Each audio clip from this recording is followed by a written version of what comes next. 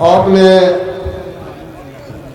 بہت زبردست، بڑی خوبصورت، بڑی جذباتی، بڑے اشارات و کنایات میں بہت کچھ سن لیا ہے، تو مجھے تو اس کے اوپر کسی تبصرے کی ضرورت نہیں ہے۔ ہم ولی کی بارگاہ میں آئے ہیں تو ہمیں تبصرے نہیں کرنے، ہم صرف یہ محبت لے کر کے آئے ہیں، اور آنا بھی چاہیے کہ یہاں آ کر کے ہمارے دل میں ولی کے علاوہ اور کچھ نہ ہو۔ کیا بات؟ اگر ولی کے علاوہ کچھ اور بھی ہے تو پھر آنا بیکار ہے۔ ان علماء کرام میں کوئی بھی عالم ایسا نہیں ہے جو حضرت سائیں بابا میرا بخش رحمۃ اللہ علیہ کہ حضور اتنا رہا ہو ان کی مجلس میں جتنا کہ الحمدللہ میں خود رہا ہوں۔ ہمارے قائد محترم لائق سر تحریم اور تکریم حضرت علامہ مولانا سید صاحب نے جو بات بتائی ان کی ولی کامل حضرت سائیں بابا میرا بخش رحمۃ اللہ علیہ کی، تو یہ کئی بار وہاں تشریف لائے ہو گئے، لیکن میں نے تسلسل سے 76، 77 اور 78 3 سال میں نے تسلسل سے بلا ناغہ یہاں پر حاضری رکھی ہے۔ اب میں ان کرامات پر جو میری موجودگی میں، پہلی بات تو یہ ہے کہ علماء کرام چیمی گوئیاں کریں گے کہ ہر کرامات کون سی ولی کی علامت ہے یا لازم ہے ولی کے لیے، اس لیے نہیں کہہ رہا ہوں۔ یوں بھی اللہ تبارک و تعالیٰ اپنے کسی بھی بندے جس بندے کے ذہن میں چاہے تو علم ڈال سکتا ہے۔ تو ولیوں کی بارگاہ میں آنے کے بعد میں یہ دیکھا جاتا ہے کہ ولی سالک ہے یا مجذوب ہے، یا ولی کی کون سی حیثیت ہے، اور ولی کس حساب سے پبلک کے سامنے اللہ کے پیغام کو، توحید کو پہنچاتا ہے۔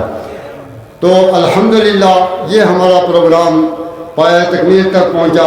ظاہر بات ہے میڈیا کا دور ہے، ہم جو بول رہے ہیں وہ سب ریکارڈ ہوتا ہے۔ میں کتنی بھی کوشش کر لوں کہ میں نے یہ کہا تھا، یہ نہیں کہا تھا، تو اس کے اوپر تو کوئی پابندی نہیں لگا سکتا ہے۔ کچھ بھی بندہ بولے گا وہ آج کوئی نہ کوئی ریکارڈ کر کے اس کو پیش کرتا ہے، میڈیا کا دور ہے۔ بہرحال علماء کرام اپنی جگہ لاجواب اہمیت کے حامل ہیں، اتنی بڑی اہمیت رکھتے ہیں کہ پبلک میں سے کوئی بھی علماء کے علاوہ اتنی بڑی اہمیت نہیں رکھتا انسانوں میں جتنا علماء رکھتے ہیں۔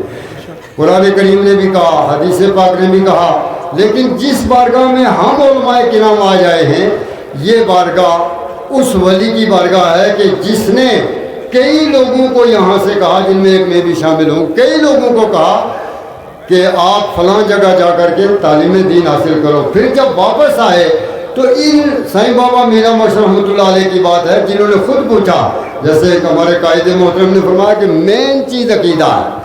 عقیدہ نہیں ہے تو آپ جتنا مرضی اونچا ترا رکھ لو، آپ جو مرضی چاہو پتیلے ڈھوتے رہو، عقیدے کے بغیر نہیں۔ ان اولیاء الا المتقون، یہ ولی بنتے ہی تقوی کے ساتھ ہے۔ تو جب ہم ولی کی بارگاہ میں آئیں تو ہم ولی کی سنت پر بھی عمل کریں، ولی کے بتانے پر بھی عمل کریں، ولی نے جو زندگی میں کیا اس مشن کو بھی عام کریں۔ یہ ہمارا طریقہ کار ہونا چاہیے۔ رہی بات یہ کہ کس کو کس سے کیا ہے، کچھ بھی نہیں ہے، الحمدللہ کچھ بھی نہیں ہے۔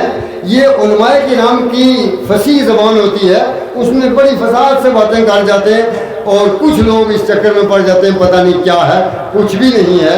الحمدللہ یہ ولی کی بارگاہ ہے۔ یہاں ایک ہی صف میں کھڑے ہو گئے محمود و ایاز، نہ کوئی بندہ رہا اور نہ کوئی بندہ نواز۔ جہاں تک ٹرسٹ کی بات ہے تو جناب کوئی بھی انسان جو جموں کشمیر میں رہتا ہے کم سے کم وہ یہ نہیں کہہ سکتا کہ جب سے یہ ٹرسٹ یہاں پر بنے، 14 رکنی ٹیم ہے یا 13 جس میں ہمارے خطیب محترم بھی ہیں، تو اس میں کوئی یہ کہہ نہیں سکتا کہ ثبوت کے ساتھ میں کہ کسی نے کوئی خیانت کی ہو، الحمدللہ۔ اور اب آپ دیکھیں جس بلڈنگ پر آپ بیٹھے ہیں یہ 4 منزلہ بلڈنگ ہے، اور اس کے ساتھ میں جو اب بلڈنگ تعمیر ہو رہی ہے وہ بھی 6 منزلہ تعمیر ہو رہی ہے۔ لاکھوں نہیں کروڑوں میں خرچہ ہوتا ہے۔ 3 مدرسے دارالعلوم چلتے ہیں جس کے ٹرسٹ کے ذریعے سے، لہذا بیوہ، یتیم، ریلیف، किस किस अंदाज में बीमारों को ट्रस्ट खिदमत कर रहा है, और इस ट्रस्ट की खिदमत को उलमाए किराम भी सराहते हैं। मैं खुद भी उनके साथ में अपने साथियों के साथ सराहता हूँ। दुआ करता हूँ कि अल्लाह तबारक व तआला हम सब के दिलों में एक दूसरे के लिए मोहब्बत पैदा करे, और हम ये काम इसी तरीके से जैसे आज तक बहुसुन खूबी चलता रहा, मिलजुल करके हम ट्रस्ट के साथ में उलमाए किराम जिन जिन मदारिस में भी वो मुअल्लिमीन हैं वो मिल करके ट्रस्ट के साथ में काम करें, तो इसमें कुछ और ही मज़ा आएगा। हमारे मसलक अहले सुन्नत को अल्हम्दुलिल्लाह जो सहाबा का मसलक है, इसमें कोई शक वाली बात नहीं है, तो इसको फ़रोग़ मिलेगा। इसको फ़रोग़ देने के लिए इत्तिहाद की ज़रूरत है। जो उलमा ने कहा अल्लाह तबारक व तआला मुझे और आपको, और जो मैंने कहा मुझे और आपको भी अल्लाह ताला हुस्न अमल की तौफीक दे।